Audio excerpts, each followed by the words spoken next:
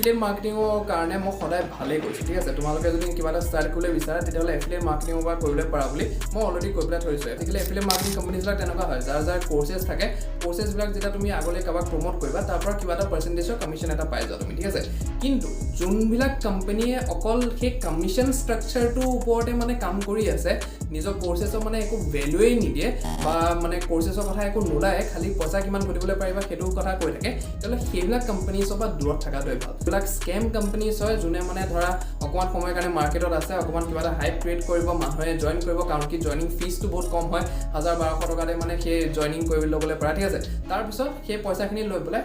কিন্তু কিছুমান এনেকুৱা কোম্পানীছো আছে যোনবিলাক ভালকৈ কাম কৰি আছে যোনে নিজৰ প্ৰডাক্টত বেছিকৈ ফ'কাছ কৰে যেনেকৈ মই যোনটো কোম্পানী আছিলোঁ সেই কোম্পানীটোৱে নিজৰ প্ৰডাক্টৰ ওপৰত ফ'কাছ কৰে পইচা পাতি কথা মানে তাত কমে কয় তো প্ৰডাক্টৰ ওপৰত ফ'কাছ কৰিছে প্ৰডাক্টৰ যদি দম আছে তেতিয়াহ'লে অভিয়াছলি মানুহে ভাল পাই পেলাই ৰেফাৰো কৰিব আৰু তাৰ আগলৈ মানে বস্তু